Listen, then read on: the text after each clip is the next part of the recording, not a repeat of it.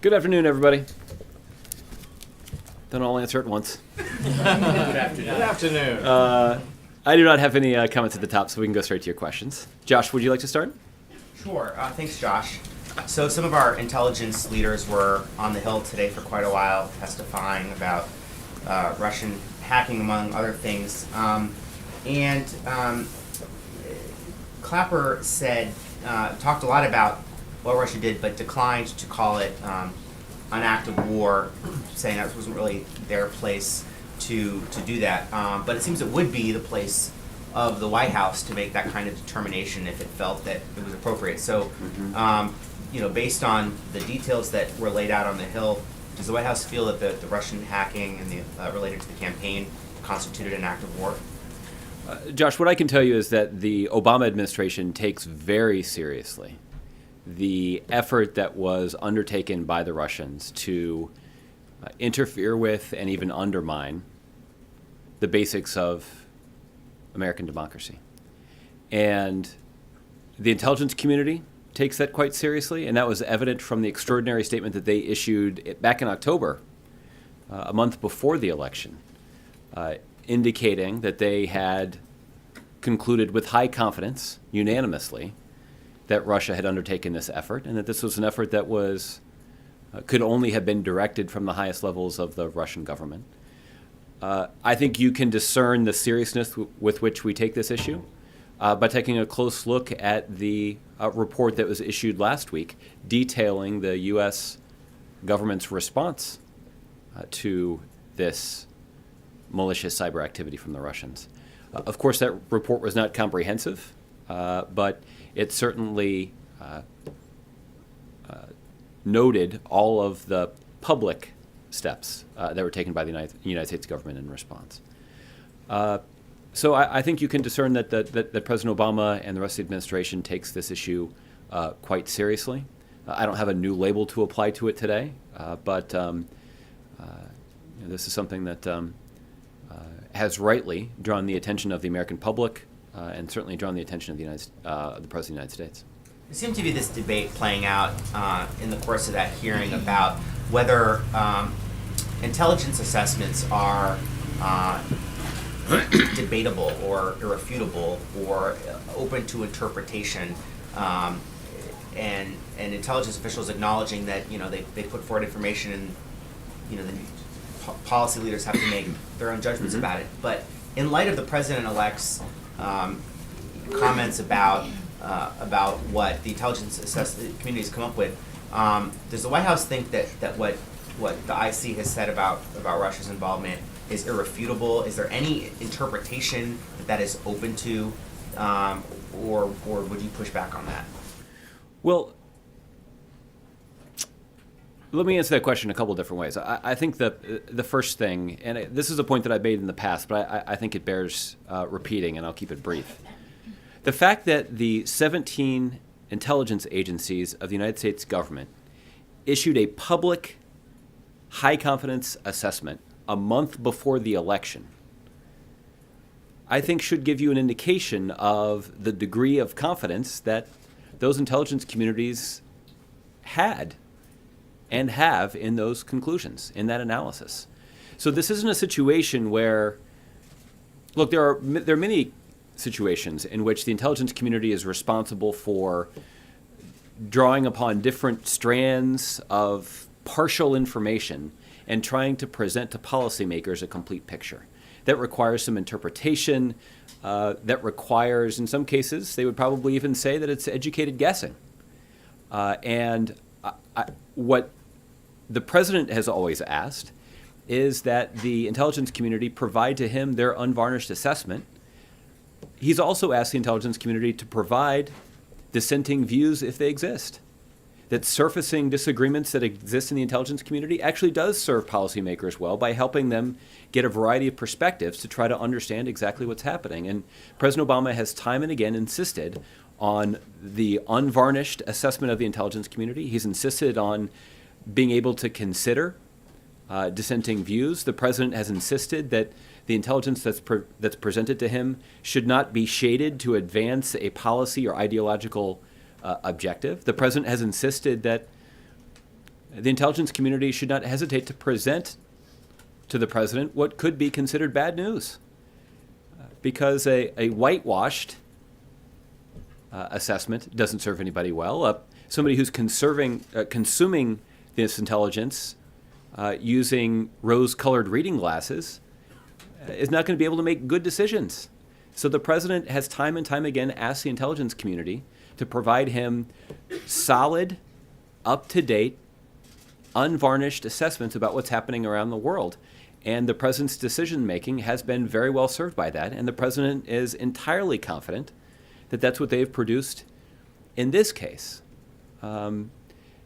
Because there's not, again, according to the public statement that we saw from the intelligence community that was issued on paper before the election, and based on the testimony that you saw from leaders in the intelligence community today, this is not one of those scenarios where the intelligence community has to make a tough call based only on partial information.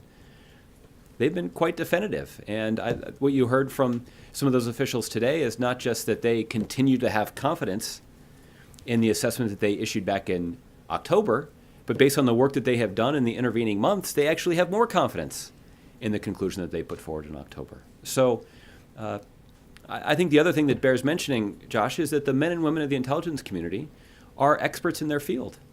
These are men and women who don't do those jobs because they are getting a big paycheck. In many cases, the men and women who serve in our intelligence community are experts who could command a much higher salary in the private sector.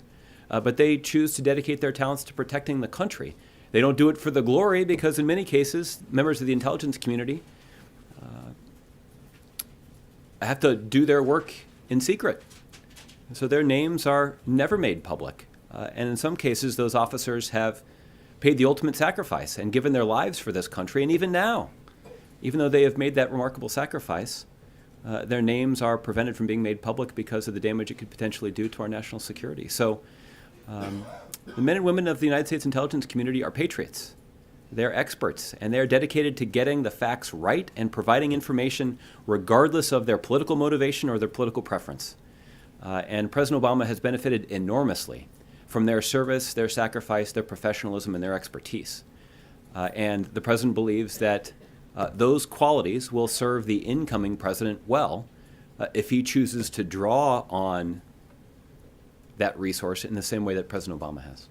Can you say whether the president has been briefed on the version of the intelligence report that he has now received, and whether there's anything that he learned from that new report that's that adds to his understanding based on what he knew previously? Mm-hmm. What I can tell you, Josh, is that the White House does have the report, and President Obama is being briefed on it by a range of senior officials who are members of his national security team, some of whom you saw on television earlier today. And Is that happening today? it's happening right now. This is obviously the president directed the intelligence community to put together this report last month. He asked them to complete this report before January 20th. So they are beating that deadline by a couple of weeks. And the president has also asked the intelligence community to ensure that they are briefing Congress, which is something that Director Clapper indicated earlier today that he would do. He has asked the intelligence community to brief the president-elect, something that apparently has been scheduled for tomorrow. The president has also directed the intelligence community to make as much of the information that's included in the report public, because it's important for the American people to understand that it's our democracy that has been interfered with. And so the people who are participating in that democracy should have as much information as possible about what exactly happened. Now, what the intelligence community will also have to do, and this is a critical priority, is protect sources and methods. They need to protect their ability to guard against these kinds of intrusions in the future. That's going to limit their ability to make as much public as they probably would otherwise like to do. But they will scrub this report and make as much of it public as they possibly can. But it will be a different version than is consumed by officials at the highest level of the United States government. And I know that Director Clapper has indicated he's hopeful that he'll be able to produce a public version of the report early next week. But for more precision on the timing of that release, I'd refer you to his office. And I think you were alluding to this a moment ago, but I wanted to ask you about the reports that the president-elect's team is considering a shakeup in the way that the intelligence agencies are structured, and possibly pulling back some of the employees in some of those key agencies.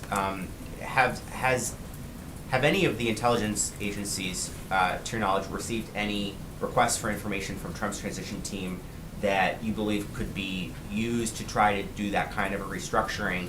And is the president urging his successor not to dismantle the intelligence apparatus as we know it?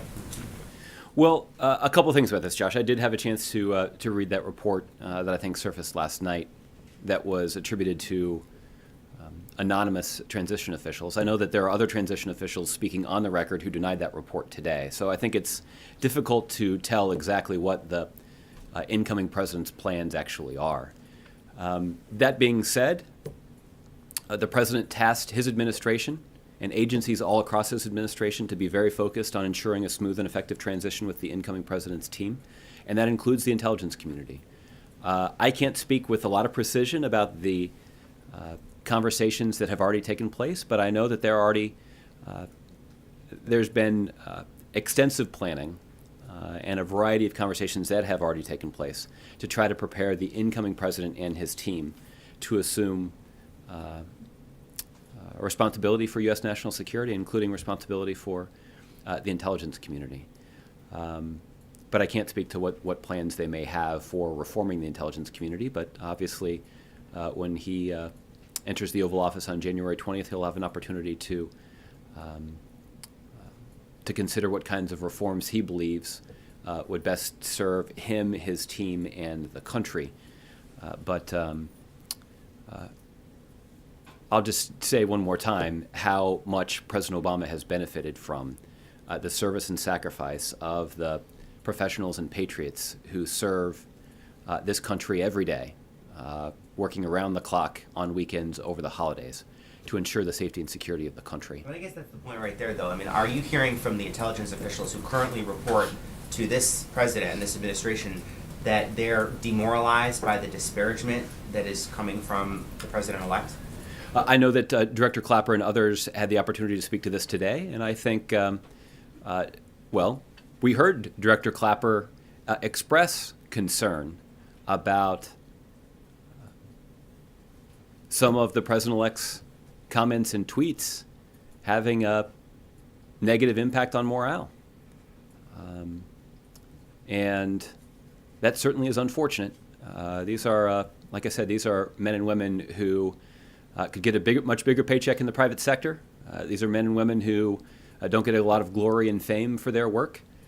These are men and women who work long days and late nights and over the weekend and over the holidays to keep us safe. And they are worthy of nothing less than our deep gratitude for their service and for the safety and security that we enjoy because of their service. Okay. Aisha. Just one more question on the intelligence briefing. Are you expecting that the president will give like a formal response to the report, or will there be something in writing? Will there be some type of response from the president? At this point, I would not expect a formal response from the President of the United States. Obviously, if that changes, we'll make sure that all of you know, but that at this point, that's not part of the plan. Presumably, at some point in the next few days, the President will have an opportunity to answer questions about this. And so to the extent that there is a response from President Obama about some of this, I would anticipate that it would come in that form.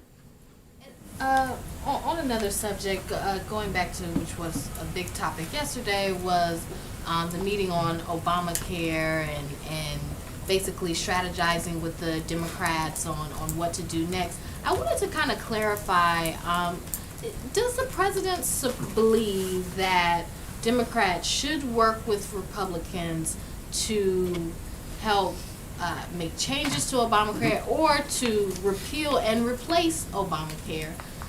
Or is the idea that if they're going to repeal it and replace it, that Democrats should sit back and just kind of let, the Republicans deal with the consequences of that. What exactly is the president's position on that? Look, this is an excellent question, and I think your colleague Michelle asked a similar version of this yesterday. And this is important.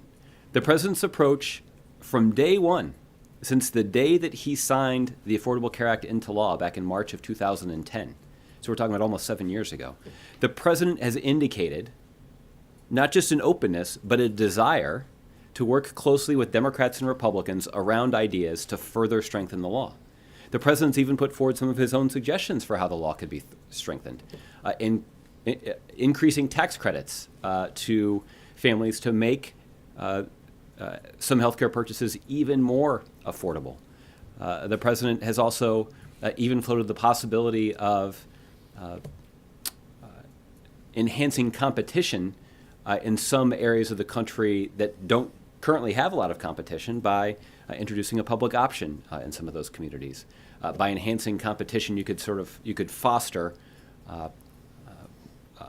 better options at potentially at a lower cost. These are some of the ideas the president has put forward. These are the kinds of ideas that you would expect Republicans to be able to support. Republicans spend a lot of time talking about free market solutions and tax cuts for working people. This falls squarely in that category. But the point here, Aisha, is that the president's put forward specific ideas for strengthening the law. He has welcomed, or he would welcome, Republicans and Democrats working together to implement some of those ideas to strengthen the law. That has been true throughout his presidency, and that will be true into the next presidency.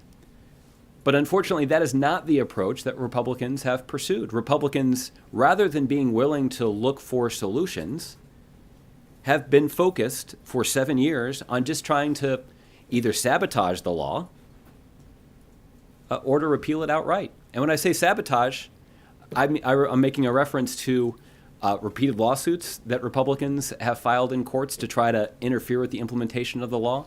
I'm referring to Republican governors who have refused, in the face of all common sense, to expand Medicaid in their state. The expansion of Medicaid is paid almost entirely by the U.S. government. We know that providing essentially charity care, health care to people who can't afford health insurance, is a significant drain on state budgets. We know that it would improve health care outcomes because people would be getting checkups more often. So people would be healthier, lives would be saved, and it would save money for all these states. But because Republican governors think that politics are more important than saving money, more important than saving lives, they've blocked Medicaid expansion in far too many places. So the Republican idea of sabotaging the implementation of the Affordable Care Act is not new. And fortunately, they've been unsuccessful. They've been unsuccessful in repealing the law. They voted 50 times to repeal it, and they haven't succeeded. And despite their best efforts to undermine the implementation of the law, we've actually seen that 20 million Americans have gotten health insurance because of the law. We've seen that since the law was signed into force, that health care costs have risen at the slowest rate on record. So despite these Republican efforts, the law remains in place and it has worked. So the advice that the president has to Democrats is, if Republicans are willing to actually focus on a constructive effort to strengthen the law, the Democrats should work with them. Repealing the Affordable Care Act is not strengthening the law. Repealing the Affordable Care Act is taking health care away from up to 30 million Americans. Repealing the Affordable Care Act is to shorten the lifespan of and weaken Medicare. Repealing the Affordable Care Act is to take away consumer protections that currently prevent Americans from being discriminated against because they have pre-existing conditions. HHS recently released a report indicating that more than 130 million Americans have pre-existing conditions, and they can't be discriminated against or prevented from signing up for health insurance right now because of the Affordable Care Act. So that's 130 million Americans who are going to have this protection stripped away if Republicans follow through on their plan. So that's not strengthening the law. And there's no reason that Republicans should, or that Democrats should be a party to a Republican effort to tear that law down. But if Republicans are actually interested in trying to strengthen the law and improve outcomes for the American people, then Democrats absolutely have a responsibility to work with them. And will that depend on then what the idea of what strengthening means? Because obviously they're going to repeal it. They say they're going to repeal it. They say that, but we'll see if the president spent a lot of time talking about this yesterday. The Republicans have a tough road to hoe. The promise of it sounds really good, and that's why you heard them repeat it on the campaign trail so often. We're going to repeal Obamacare. That was typically met by cheers from people in the crowd, many of whom probably were benefiting from Obamacare. Trying to explain that situation is something that you'll have to turn to somebody else for. But the point that the president has made is that there's one thing, saying it on the campaign trail and getting raucous cheers from a political rally is one thing. Actually implementing the repeal and governing the country is yet another. Reckoning with the consequences of 130 million Americans having critically important protections being stripped away, it's pretty complicated. That doesn't roll right off the tongue at a campaign rally. Taking health care away from 30 million Americans. That's something that you have to explain and compensate for once you start governing, once the campaigning has ended.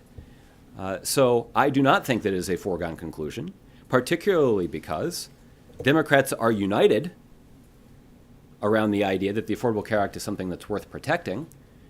And we see lots of Republicans, including Senator Rand Paul, who voted against the reconciliation bill yesterday, expressing a lot of heartburn, no pun intended, about the idea of repealing the law in a way that's going to weaken it, and in a way that's going to take health care away from people and take away protections that are actually popular. So I don't think it's a foregone conclusion, and I think Democrats should draw a lot of confidence from the kind of position that they're in right now to defend a law that is producing for the American people. And the prospect of taking it away may sound good when it comes to the rhetoric, but when it comes to explaining exactly what they're doing, I think it's going to give those politicians a lot of pause. Okay? Justin. I wanted to go back to when you were talking about dissenting views and sort of in the context of this, these conclusions that have been made. Trying to connect, I think, the two things that you said. Would it be fair to take away that there were no sort of dissenting views in any of the brand? Obviously, everybody signed off on this conclusion, but yes. Is it accurate to say that within the ranks of the intelligence community there was kind of universal agreement that Russia was responsible for this attack, and some of the sort of motivations that we've heard ascribed to Russia for the attack? So you're right that the public statement that was issued back in October, a month before the election, that did indicate that Russia was engaged in an effort to undermine our democracy, did represent the consensus view of all 17 intelligence agencies. For the opinions of individual officers in those agencies, I think you'd have to go to them directly to get their opinion. But well, what I wonder, I guess, is this report going to have, oftentimes in reports that are issued, a big evaluation of something, you will hear from dissenters why they might question conclusions that were reached, or an evaluation of alternate theories for what might have happened. And so I'm wondering if we can expect those sorts of things to be included in the publicly released information, or if it will just be, and it might be that there's universal agreement that Russia was responsible, but that's just kind of... Look, I think this is an entirely fair question, but it's not one that I'm in a position to answer. I don't know what's going to be included in the report that is produced early next week. This is something that the intelligence community is working on, so we'll have an opportunity to take a look at it there, and then maybe we can have some more questions about this. But look, the other thing I think I would encourage you to do is to check with some of these intelligence agencies and to see to what extent they factored in dissenting views, or if those dissenting views didn't exist. BuzzFeed reported that the FBI relied on a third-party analysis of the DNC servers to sort of reach their conclusions that Russia was responsible for this hacking. I'm wondering if that raised any concern within the White House. It seems like a credible third party, but Yeah. obviously I think some of the critics and the transition team have said, this is the equivalent of the FBI not going to the crime scene itself to look at it. Yeah. Look, I can't speak to the investigative methods that were used by the FBI and the wisdom of the approach that they pursued. So, I'd refer you to them for a comment on that. Director Clapper said in his testimony today that Russia may have been responding to cyber espionage activities that the U.S. had taken. So I'm wondering if the White House believes that the Russian actions were potentially retaliatory rather than sort of proactively trying to interfere with American democracy. Well, again, the conclusion from the intelligence community before the election was that the Russian government was motivated based on direction that was received at the highest levels of the government to interfere, undermine, or raise doubts about U.S. democracy and our political institutions. Whether there were additional motives that Russia may have had, that's something that I'd refer you to the intelligence community to assess. But I guess the thing that I would point out, independent of any special or classified knowledge, is simply that the two motives that you cited are in no way contradictory.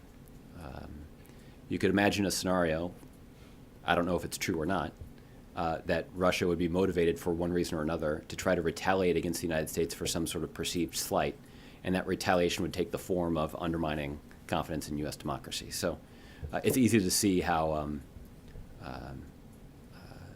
those two things aren't mutually exclusive. One last one on a totally different topic. Some Turkish defense officials earlier this week seemed to float the idea of ending the use by the U.S. coalition of Incirlik Air Base. There seems to be some frustration over the level of U.S. and international support for their operations within Syria. What's the level of concern within the administration that you've spoken many times about how important that air base is, and what it could mean for our attempts to go after ISIL? Yeah. Well, what I will say is that NATO is obviously Turkey is a critically important NATO ally, and we have benefited from our alliance with Turkey, and we obviously have valued the partnership and commitment that they have shown to going after ISIL. One of the priorities that we identified early on was the need for Turkey to take steps to secure their border with Syria. And they didn't take those steps as quickly as we would have liked, but in the last several months, we have seen them take definitive action that has had a positive impact in securing that border, that is limiting the ability of ISIL to smuggle people and material across that border into Syria. So we obviously are pleased that Turkey has taken those steps. In general, the United States has been strongly supportive of the steps that Turkey has taken, and we have offered them additional support to supplement some of their ongoing efforts against ISIL right now. I think that it would seem to undermine their case to threaten to eliminate our access to the Incirlik Air Base. Presumably some of the kind of assistance that we could provide would originate from Incirlik Air Base. So it feels a little like cutting off one's nose to spite your face. And hopefully that's not in the cards. Okay. Lynn Sweet, welcome back to the White House briefing room. It's always a treat to have you here. Thank you. Why are you looking at me like that? I have a question. That's why I called on you. Thank you. With President Obama coming home to Chicago on Tuesday for his farewell address, is there any message that you could share now that he may have or want to perhaps reflect on as the city is grappling with the soaring murder rate, which certainly is on the mind of a lot of people in Chicago as he comes home? and as he intends to put his Obama Center in a part of the city that's so very hard hit by homicide. And could you also rule in or out if the president is going to give any kind of commutation to now imprisoned Governor Rod Blagojevich? As you know, the nature of the crime, one of the reasons he's in prison, is in part for the attempt to try to sell then Senator Obama's Senate seat. So I'm hoping you could have some reflections on it. I don't have any comment on potential offers of clemency. There's a process that we have. He has applied. Yeah, but there's a process that will be administered by the Department of Justice, and so I don't have any comment on it. With regard to the violence that has been plaguing the city of Chicago, you've heard the president over the last couple of years talk about his deep concern about the violence that's plaguing his hometown. And he is certainly concerned about the use of illegal firearms in a lot of that violence. He believes that there are additional common sense steps that could be taken that would at least reduce the number of illegal guns that are so readily available on the street. He also believes that there are some simple things that could be done to make those guns a little harder to get, particularly for people that have bad intentions and shouldn't have them in the first place. That's not going to prevent every act of gun violence, but it certainly would have a positive impact. The president has also talked about some of the work that needs to be done in the community there. And the president is certainly interested in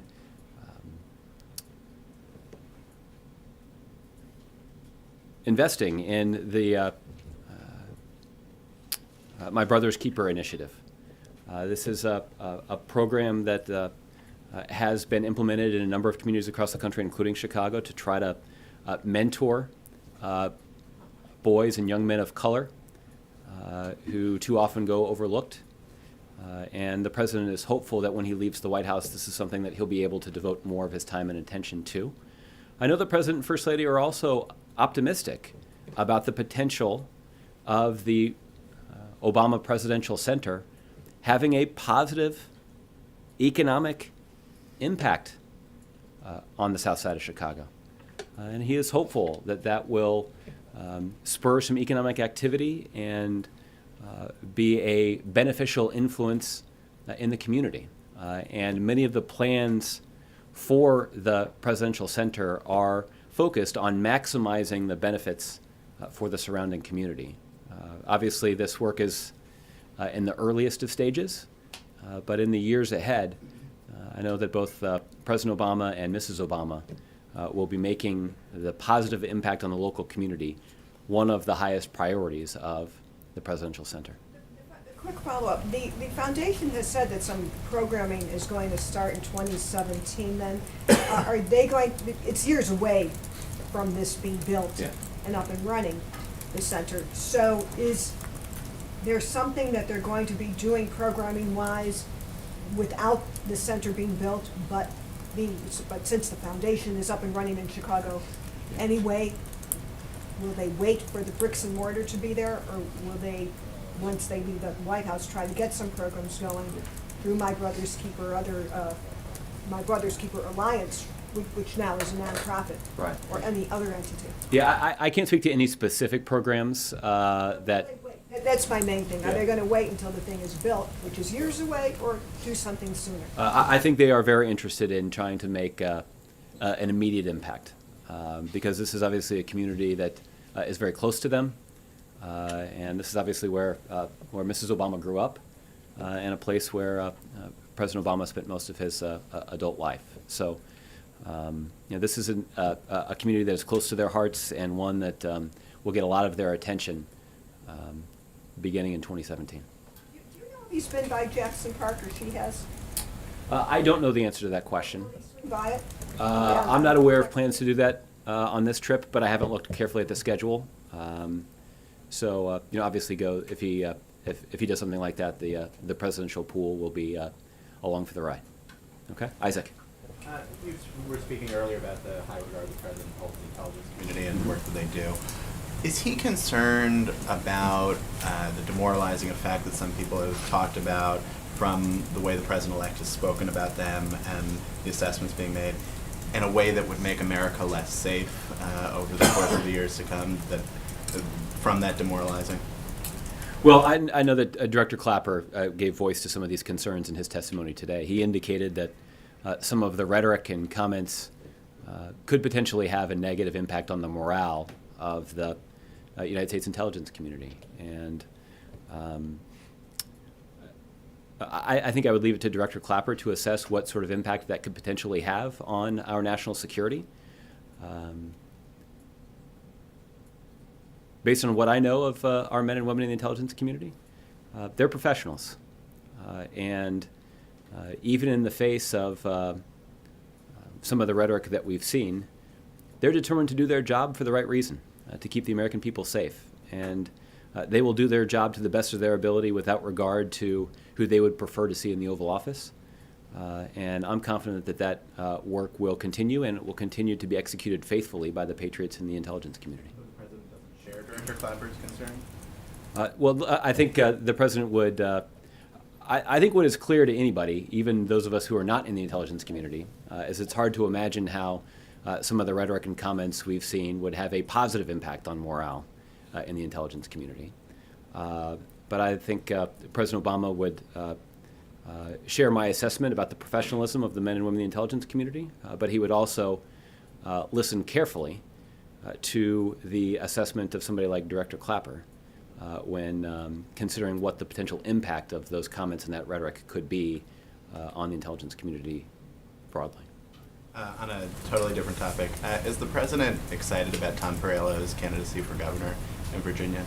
I saw a news report in the Times today. I don't know that Mr. Perriello has made an official announcement, unless that's happened since it's happening right now, huh? They put out a video this morning. I'm not aware that the President intends to endorse in the race, but obviously the Mr. Perriello served this administration with distinction, and the President did enjoy a close working relationship with him in Congress and appreciated his commitment to a set of democratic values in the context of his service in Congress. It was all too short, in the President's view. I think that he would get involved in that. But I'm not aware that the President will offer an endorsement, but maybe in his role as a former President of the United States, he'll have more time to consider these kinds of decisions. And so I'm not in a position to rule out an endorsement, but I'm not aware of one that's planned. Okay, Megan. Josh, do you expect the President will be calling the President-elect after today's briefing? I do not expect a phone call will occur between the President and President-elect today. How often have they been communicating?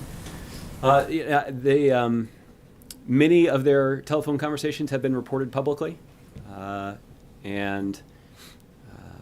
but I have tried to protect their ability to have private conversations by not talking about them too much publicly myself. I've said a few weeks ago that they have had a handful of conversations. They've had more conversations since then, so I don't know if it now is two handfuls or not, but they continue to be in touch. Fair enough. Will the report be sent to Congress today? And do we have an idea of when lawmakers are going to be briefed? This is Director Clapper's office will be responsible for disseminating the report and following the President's instruction to ensure that Congress is appropriately briefed. I don't know that the timing for all that has been laid out at this point, but you can check with his office and they can keep you up to date on that. But the President's expectation, and I think this is something that Director Clapper committed to, is that Congress will be briefed on the results of the report, and I would expect that to happen soon. And then piggybacking off of Josh's question, as far as the President's view of any kind of intelligence community shakeup that the Trump transition team may or may not be considering, what would the President think specifically about doing away with the DNI? Well, What the role of the Director of National Intelligence? yeah, listen, I think obviously the Office of Director of National Intelligence was created to address an intelligence failure in the first place. And the President has benefited from the organizing function that Director Clapper's office has performed in drawing on the material that's collected by the wide variety of intelligence agencies all across the U.S. government. So serving as that organizing function, I think, is valuable. Look, I think I would also add that Director Clapper is somebody who has served as the Director of National Intelligence for more than 6 years now. And President Obama has felt enormously well served by the way that he has handled the significant responsibilities of that office. But that's not new when you're talking about somebody like Director Clapper. Director Clapper enlisted in the United States Marine Corps in 1961. And he is somebody who began his career in the military as a rifleman in the U.S. Marine Corps Reserves. He is somebody who served in the Air Force and flew 73 combat support missions over Southeast Asia during the Vietnam War. This is somebody who has put his life on the line to protect this country. And he didn't do that because he got drafted. He did that because he signed up. And since then, he has had a career of public service that's included him rising to the level as a lieutenant general in the United States Air Force. And he is somebody who has served presidents in both parties. He is somebody who is committed to the safety and security of this country. And we owe him, as he noted in his testimony today, he is ending his career in public service on January 20th, and we certainly owe him a deep debt of gratitude for his service to the country, not just as a Director of National Intelligence, but for the 6 decades that he has selflessly served this country. Would the President advise the President-elect of any room for improvement within the intelligence community? Listen, I think what the President would say is that the incoming President and his team should take a close look at the intelligence community, and if they have proposals or ideas for implementing reforms that would ensure that the country is better served, then that's something that they should carefully consider. But the current structure that's in place now, and the individuals who populate the highest ranks of that organizational chart, have served President Obama enormously well, and he's hopeful that the incoming president will benefit from the same kind of sound advice and expertise that has made the United States safer over the last 8 years. Okay, Michelle. So are you saying that the president would say he shouldn't change it if it has served him so well, meaning the structure? I think President Obama is simply someone who has benefited enormously from the current structure and the people who serve in that structure. But obviously the president-elect will have an opportunity to consider if a new structure would be better for him. Look, we've already spent some time in here previously talking about how the president-elect has chosen to handle this information somewhat differently than President Obama has. The president-elect has declined to get daily intelligence briefings from the intelligence community. So he clearly has different ideas for how this should work. President Obama believes that he was well served by getting this material briefed to him every day. And he believed that having a structure in place to support that was good for the country and good for his ability to make a good decision. But it may be that the president-elect has some different ideas. So is there nothing about the current structure that President Obama would change? Again, I think this is going to be entirely up to President-elect Trump to decide, but President Obama has been enormously well served by the people that are in the current structure. Okay, and we heard the Speaker of the House today say publicly in an interview that Russia did not affect the outcome of this election. Do you think that's a fair thing to say? Is that something that can even be known given the intelligence that has been out there? I was not able to listen to the entirety of the testimony, so I'm relying on you to provide the context for what was said. I suspect that the point that was being made is simply the idea that the intelligence community has concluded that Russia did not succeed in tampering with voting rolls in a way that would interfere with the ability of people to cast a ballot and have it counted. So from that standpoint, there's no evidence that the vote tally was manipulated. For the broader political impact of the hack and leak strategy that the Russians implemented, this is a strategy that obviously had a negative effect on the Democratic candidate for president. I think that's something that people will be assessing for quite some time. I think you'd be hard pressed to make the case that it had a positive impact on the Democratic campaign. But ultimately, how much of an impact it had, I think is something that will be subject to debate for quite some time. Because I think in the past, when you were asked, did this hurt Democrats? Did it hurt Clinton in particular? You would say, well, that's up to analysts. But you're saying that it's obvious that the Russian meddling did hurt Clinton. I think, particularly the week or so before we left for the holidays, I think I made pretty clear the ample evidence that is available to anybody who's paying attention. I mean, I think then we were talking about intent, that it was clearly designed to hurt Democrats. But you're saying that it was obvious that it had a negative effect on Clinton. Is Yeah. it? I just wanted to make sure that is what you're Yeah, saying. again, I don't think that's different than what I said in December.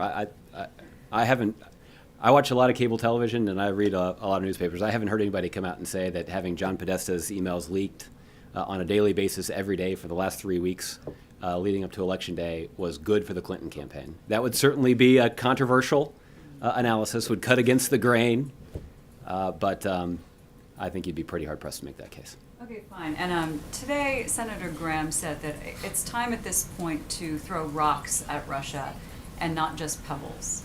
So if we're going to go with the analogy of throwing stones, the response that this administration has put out there against Russia, do you consider that a pebble or is that a rock?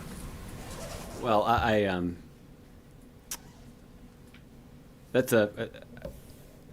think that's a hard thing to assess. I'll let Senator Graham put forward his own analogies. I think or metaphors. I mean, we know what the point is, that he and others at this hearing are implying that it's not enough. So. Right. So, and I think what I would say is that this is a forceful response. It's not the sum total of the response, but the public report that was issued last week that detailed the Russian government agencies being sanctioned, that detailed the PNGing of Russian diplomats from the United States, the closing of a couple of diplomatic facilities, the joint analysis report that was issued that will interfere with Russia's ability to carry out these kinds of operations in the future, both because by releasing this information, systems administrators in the United States and around the world can better protect their computer networks against the malware and the tactics that are employed by the Russians. So that won't just improve the defenses of these networks, it also means the Russians have to go back to the drawing board to look for new tactics and to design new malware. That is going to interfere with their ability to continue to carry out these actions moving forward. So what you've seen is a serious response, and you haven't seen the sum total of it. And I know that there are some, including some members of the President-elect's team, who fretted that the response was too severe.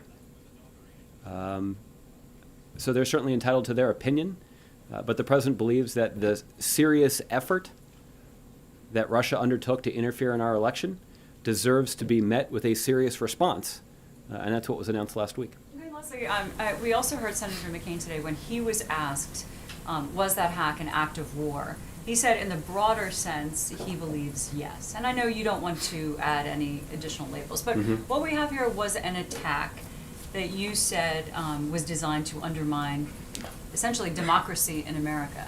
So how do you draw the line in the cyber world? What is an act of war and what isn't? Look, what the intelligence community has assessed is that it certainly interfered with our democracy, or was the aim was to interfere with our democracy and to undermine public confidence. And that's their assessment. And one of the challenges that policymakers will face, not just in the next administration, but probably in subsequent administrations, is establishing some norms in this new realm. In cyberspace, these norms don't exist, and it's a brave new world out there, and it's it poses some risks. It obviously, in cyberspace, we've got enormous capabilities to strengthen our economy, to make it easier for small businesses to do business around the globe, to make our lives more convenient, and in some cases to make our lives more secure. Those are all good things, but there are risks associated with those kinds of developments, and establishing some norms in cyberspace is important. And one area where we have made some progress on this is with regard to our relationship with China, where the United States has reached an agreement with China to establish a norm that state-sponsored, cyber-enabled theft for commercial purposes is not something that's appropriate in cyberspace. And you heard the intelligence officials today indicate that they have seen a reduction in the kind of malicious cyber activity emanating from China targeting U.S. businesses. That's a positive impact. Does that entirely solve the problem? Of course not. But it does give us a sense of the kinds of solutions that we need to consult to enhance our security in cyberspace. And this is not something that's going to get solved overnight, and this is not likely to be solved in the term of the next president, but something that policymakers will be grappling with for quite some time. Maybe you could say, how is it not an active war then to attack democracy in this way? Well, it is something that is deeply serious and something that the administration takes quite seriously, and I think that's evident not just from the public comments you've seen from the intelligence community, but that's also evidence from the response that's been put forward. Thanks, Josh. Okay, Bob. Hey, Josh, back on the Affordable Care Act for a moment. How involved does the president plan to stay in what I'll go so far as to say will be the replacement process, which is probably going to come piecemeal? He was up on the Hill yesterday asking Democrats to hold fast against any major changes to this overall program we call Obamacare. How much does Barack Obama expect Democrats to seek his counsel or give his blessing to this change is good, that change isn't good, something along those lines? How involved can he stay in all of this? Listen, as we discussed earlier, the advice that President Obama had for Democrats is that they should fight against the Republican effort to repeal the Affordable Care Act because of the extraordinarily negative impact it would have on millions of Americans, including the 30 million Americans who would lose health insurance, and including the 130 million Americans with pre-existing conditions who would lose the protection against that prevents insurance companies from discriminating against them. That only happened because of the Affordable Care Act, and stripping that protection away would have a negative impact on a large number of Americans. The argument that the president has made is that isn't just bad for the American people and bad for our economy and bad for the deficit. It's also bad politics. So I don't think it's a foregone conclusion, and the president certainly doesn't think it's a foregone conclusion that Republicans will succeed in repealing the law. They were only able to marshal 51 votes yesterday in the Senate to merely instruct committees to see if they could come up with a way to repeal the law. So they've got a very narrow margin for error, particularly when you consider how united Democrats are. So that's the advice that President Obama had for Democrats. With regard to the role that he can play in his post-presidency, I would not expect for him to play a large public role in this fight. If there are people who want to seek his counsel, either for policy solutions or for particularly persuasive arguments that can be made publicly, I wouldn't be surprised if he engages in those kinds of private conversations, not regularly, but I wouldn't be surprised if something like that occurred. But as I mentioned yesterday, the president's expectation is that congressional Democrats and Democrats across the country are going to have to stand up and speak out. And if they do, that will serve the country well. It will prevent Republicans from succeeding in repealing the Affordable Care Act, and it will provide an excellent opportunity for a new generation of Americans, a new generation of Democrats to step forward and begin to make their voice heard and exercise some influence in our political debate, and again, in a way that'd be good for the country and good for the Democratic Party. Okay. Mark. Yeah, a couple more in general terms about the review the president's being briefed on now. Okay.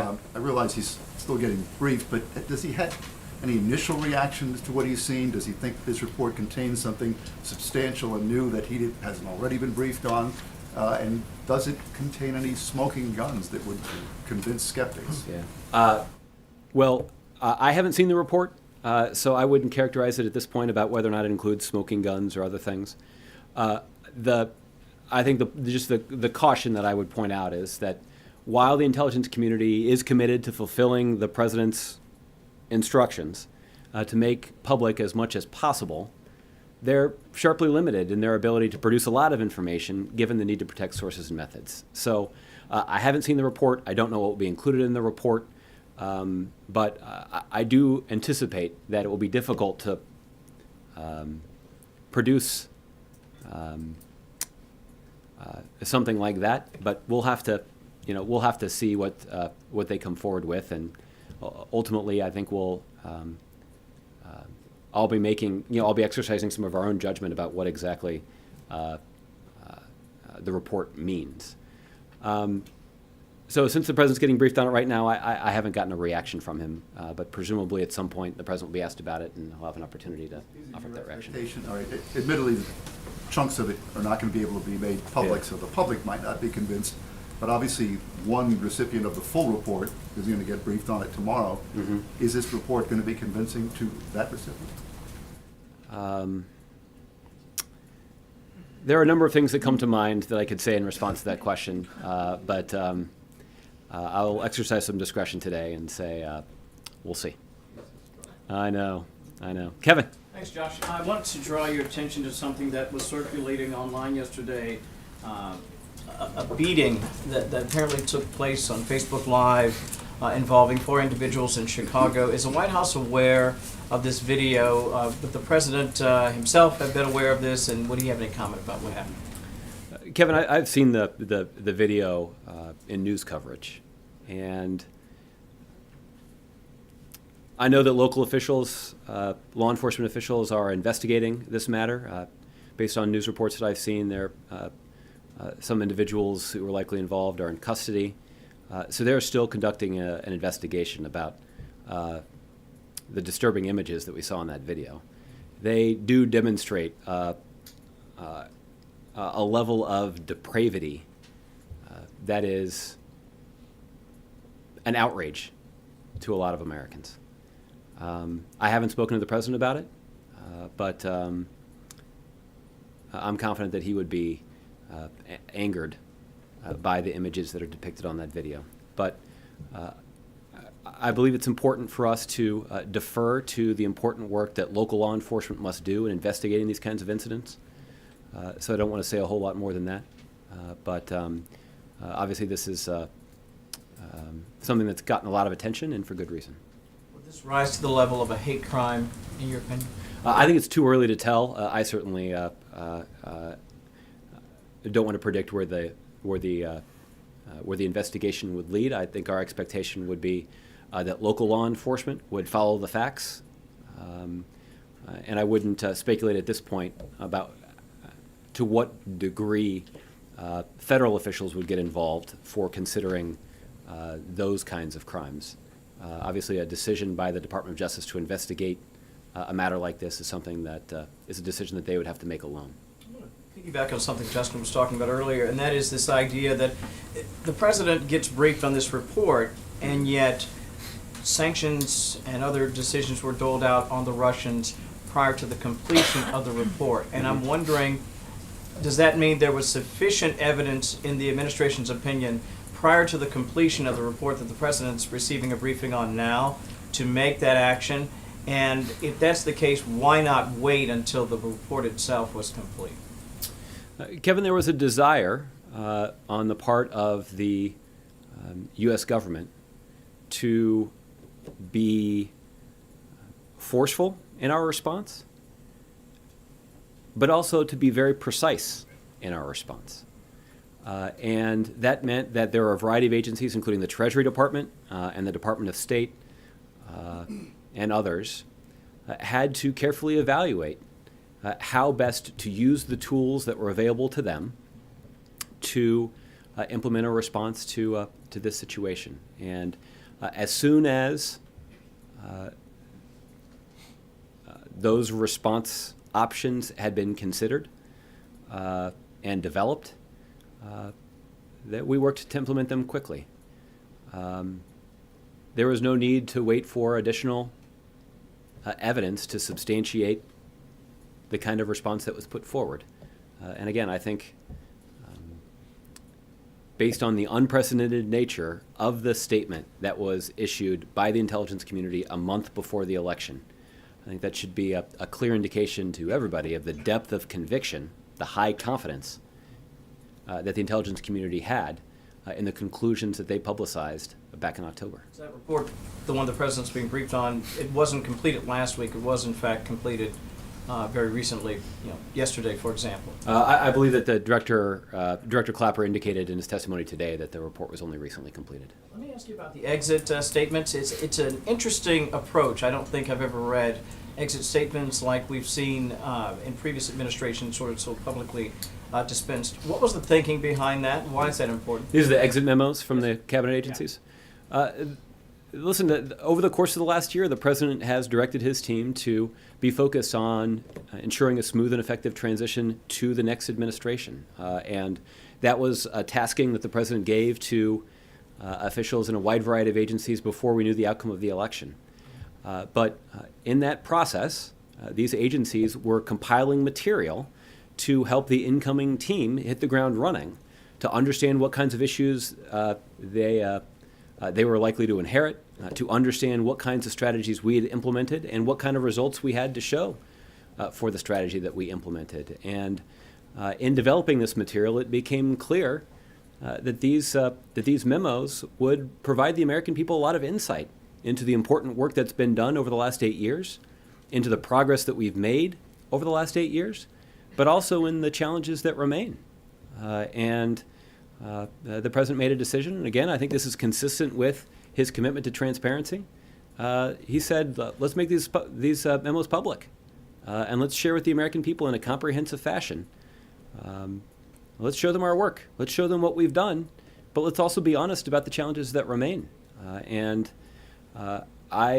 We've talked before about what the outcome of the election means for the country, and it means that somebody who has promised to try governing the country in a different way is going to get the opportunity to do that. And there'll be an opportunity for all of you and for the American public to evaluate what kind of progress they're making. We've established benchmarks about the progress that the country made in the last 8 years under President Obama's leadership, and you'll be able to compare the progress that was made under President Obama with the results of the incoming administration's leadership, and I think that should inform people. It will inform people about the most effective way to lead the country in the future. And if the incoming administration is able to exceed these benchmarks in a whole variety of areas, that obviously would be a powerful endorsement of the approach that President Trump chooses to take. If not, it won't be. Couple quick ones. First on Gitmo, is it your expectation that there will be a reduction in the number of detainees again this week? And can you sort of clarify the administration's perspective on the recidivism rate of those who have either gone back into battle and have either been reapprehended or not? Yes. I am not able to speak to any specific detainee transfers between now and January 20th, other than to confirm for you that there are likely to be some. And whenever those transfers take place, once they have been completed, we announce them publicly. And that will continue to be our approach through January 20th. And my expectation is that there will be some additional announcements of that type. With regard to this question about... This week, you think? I'm sorry? Including this week? I can't speak to timing Okay. at this point. Okay. But certainly before January 20th.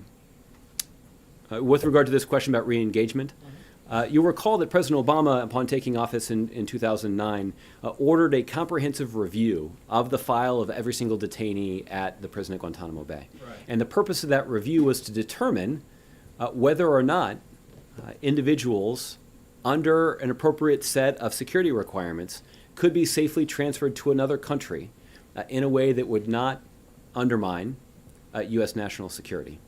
And the process that he established required a variety of agencies, including the Secretary of Defense, to certify that the appropriate security requirements were in place before an individual was transferred. This careful, specific approach was a departure from the approach that was taken by the previous administration, and it shows in the results. The percentage of those who have been confirmed of re-engaging in the fight by the intelligence community. These are individuals who were released or transferred from Guantanamo before 2009, before President Obama took office, is 21%. 21% of the Gitmo detainees who were released before President Obama took office have been confirmed by our intelligence agency of re-engaging in the fight. Since President Obama took office, and since these reforms were initiated, 9 detainees have been confirmed by the intelligence community of re-engaging in the fight. Considering that we have released 183 detainees during President Obama's time in office, a little back of the envelope math would indicate that our percentage is much better, and it's a result of the reforms that President Obama instituted on his first day in office. Does that include now deceased combatants? We can check on the details for you on that. Okay, lastly, and Tuesday we were talking about the president and the economy and having created 900,000 manufacturing jobs. We're doing some number crunching, and it seems to be a little bit higher than that which we've come up with. Can you sort of help me square the difference? I think we came in around 807 or something. Yeah, I think what I said was nearly 900,000. I did overshoot the mark a little bit. I was just working off of memory. I didn't have the numbers in front of me. Okay, great. Thanks. Okay. Ron. Just on this, to follow Kevin's question about this review briefing type thing, I don't understand what's new or what's being learned or what was asked that moves the whole situation past what you knew to order sanctions and removal of diplomats to where we are today. What questions are now answered, and what's new or what's the president learning about that he didn't know then, but already felt confident enough that he should make these moves that he did? Well, I think there are a couple of parts to this, Ron. The first fact is that this report is, despite all the attention that is understandably focused on the review of Russian involvement and Russia's malicious cyber activity in the context of the 2016 election, this review will take a look at malicious cyber activity in previous presidential elections as well, including by actors other than Russia. So it's a little bit broader than just this one incident. The second thing is, the last time that we heard formally from the intelligence community on this matter was the first week in October. And since that time, the intelligence community has dedicated significant resources to learning as much as they possibly could about the Russian malicious cyber activity and the efforts that they undertook to undermine or raise questions about the durability of the American democracy. That's the material that they were reviewing and including in the report. I can't say at this point exactly what that means for the content, because I haven't seen the content. And you said that you described a process kind of underway of briefing there. Who exactly is briefing the president? How many cabinet secretaries are involved? It's members of his national security team, including some of the individuals who testified on Capitol Hill today. It essentially is senior officials who are responsible for compiling the report. So we're talking about a half a dozen or more people, or? I think it's more than that, but I don't have a specific manifest for the meeting to share. And will this, Director Clapper talked about motive and intent of it on the Hill, and said that there was more than one motive. Will this, does this review answer the question of whether the Russians intended to and were motivated to try to make Donald Trump or help him become president? I can't speak to the contents of the report because I just haven't seen it. But even without seeing it, going into this process, or as this process was ongoing, was that one of the questions that was going to be answered? Well, again, I would leave it to the intelligence community to say, what they're going to include in the report, and I think this will be easier to discuss then. But look, as I said last month at some length, you don't need a security clearance to know the impact that this Russian hack and leak strategy had on the campaign. Again, it was the DNC whose emails were hacked and released, not the RNC's. It was John Podesta's emails that were hacked and released, not Reince Priebus. It was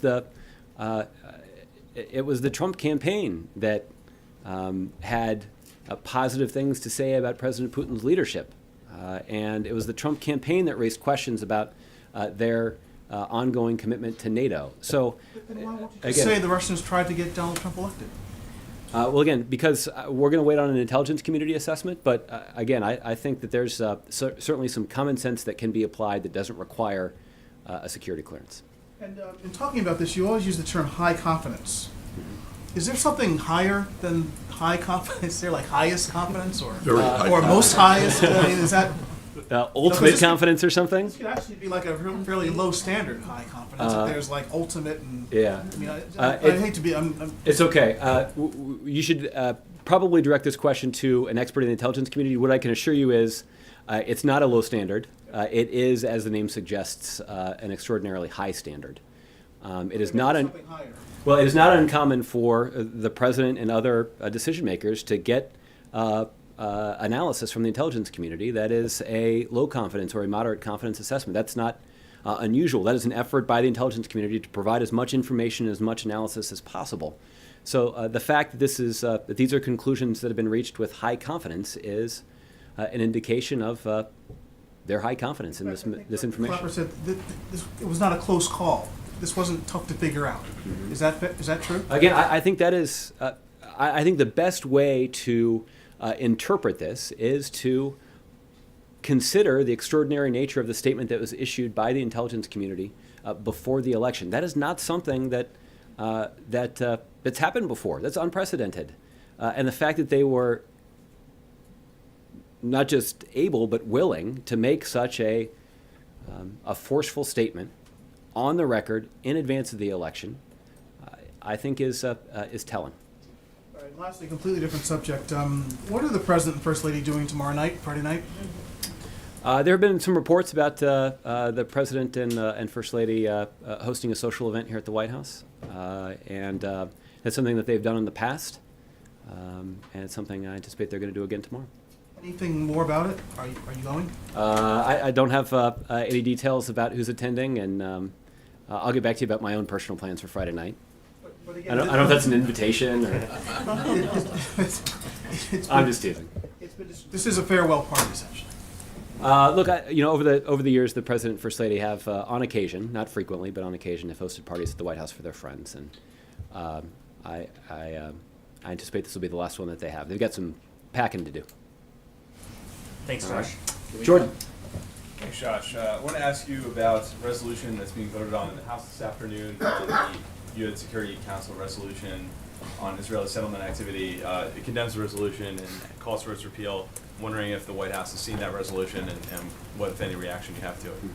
I'm aware of the resolution. Obviously, it is not at all something that the Obama administration agrees with.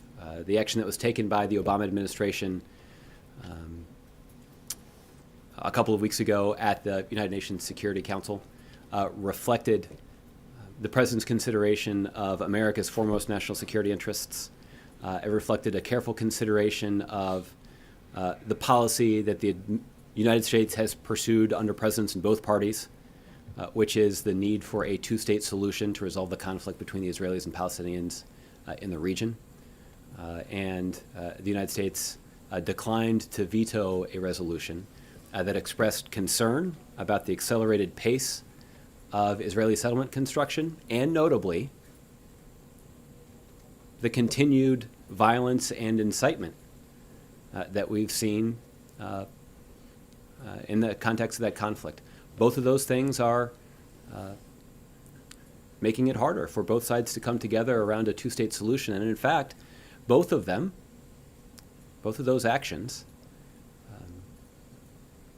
are actually putting a two-state solution even further out of reach. And the administration is deeply concerned about that. The United States has long articulated our commitment to a secure, democratic Jewish Israel, living side by side in peace and security with a contiguous, viable Palestinian state. And outside of that solution, is only a single state that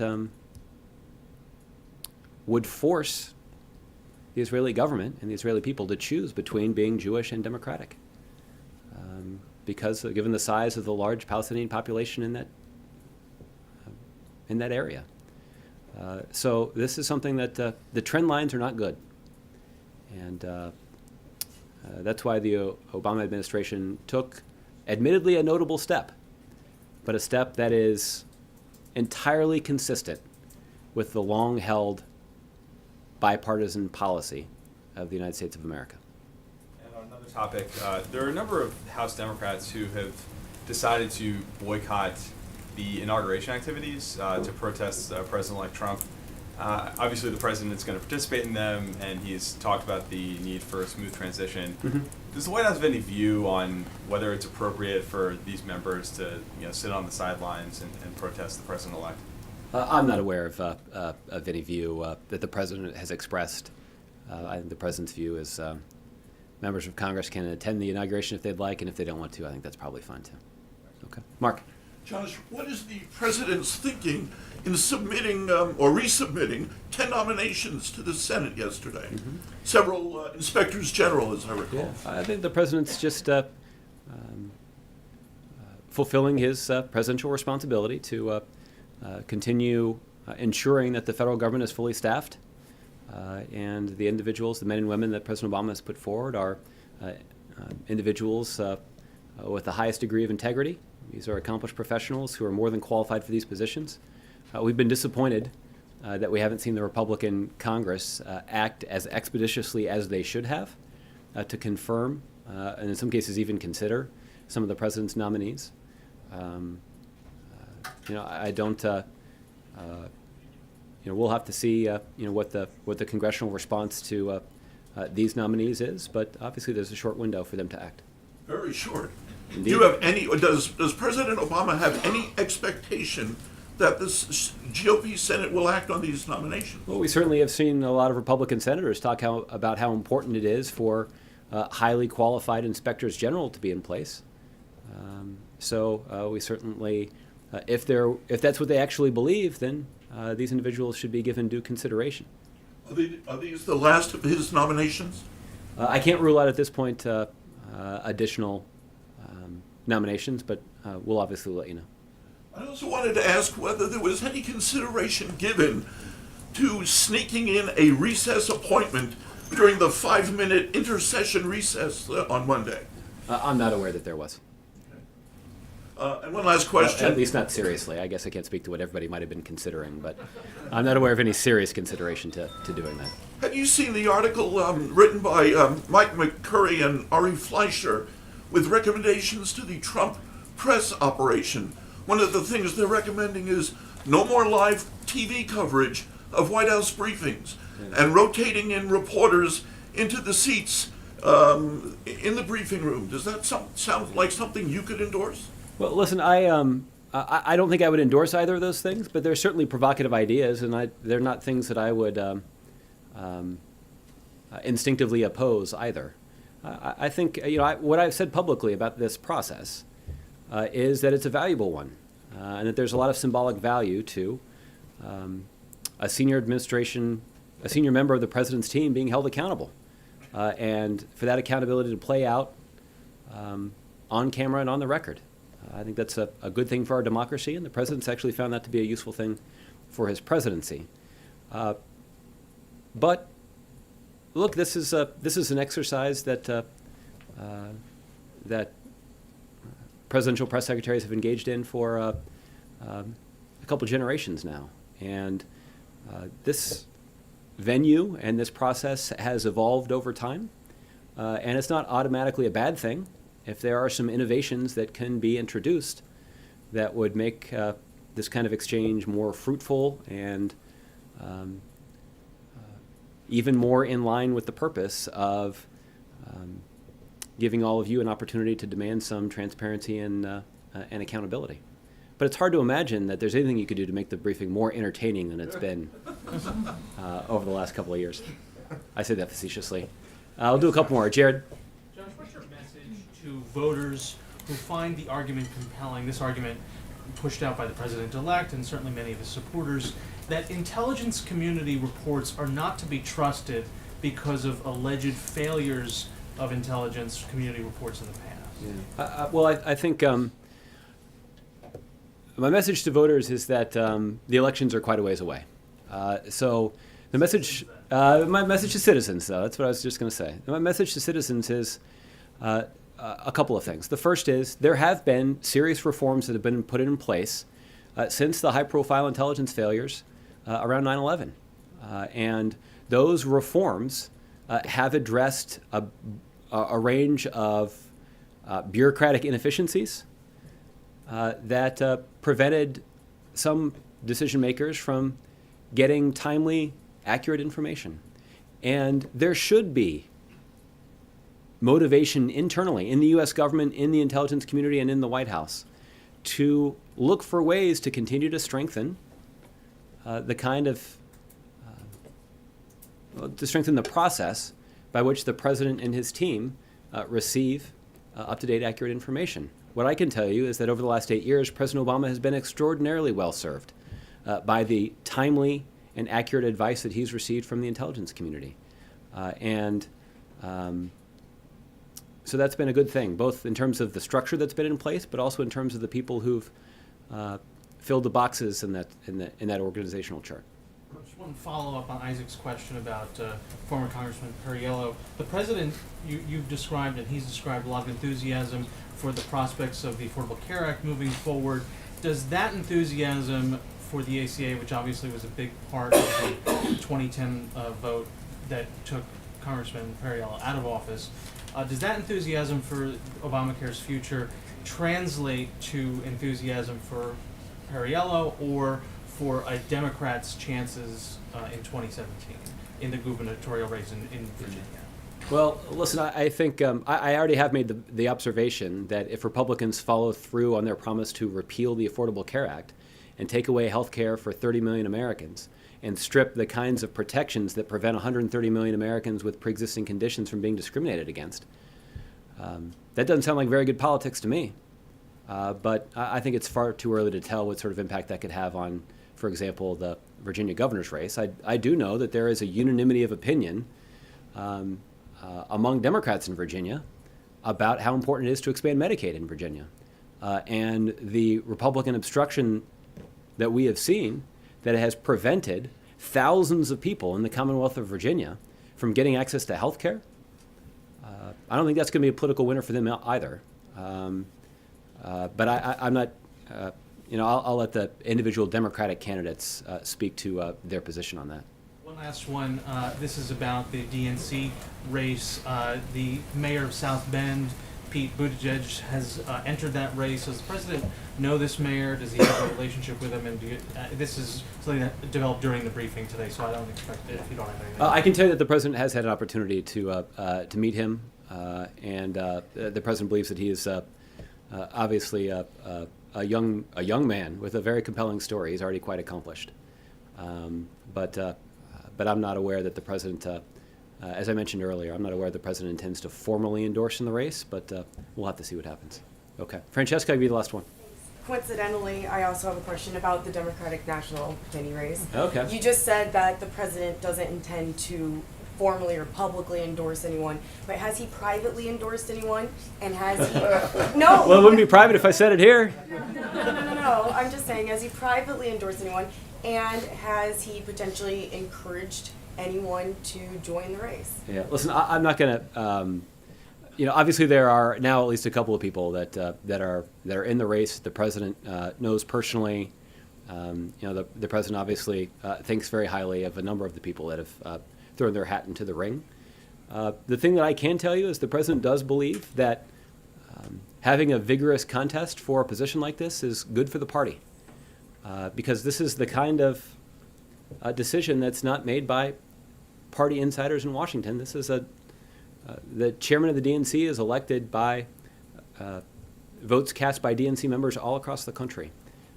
And so having a vigorous debate in our party about who should be the leader of the party and what sort of approach that person should take to strengthening our party and making sure that Democrats are doing what the president suggested in terms of being more present and more effective advocates in communities all across the country for the kinds of values that our party stands for. But ultimately, who will be entrusted with that responsibility is a decision that will be made by the men and women of the Democratic National Committee, and their membership extends to communities all across the country. Follow up on one other thing. So it is possible then that he encouraged someone behind the scenes to get into the race. I'm not going to talk about the conversations that the president has. There are a number of people that the president respects, admires, and even likes who are in the race, and having a surplus of experienced, qualified, charismatic candidates is only a good thing for the Democratic Party, and the president's pleased by that. Sure. And then the last thing we discussed earlier this week, possible details on the speech in Chicago. Yeah. Anything else to share about that? Come back tomorrow and we'll do that, okay? Okay. All right. Thanks, everybody. We'll see you then.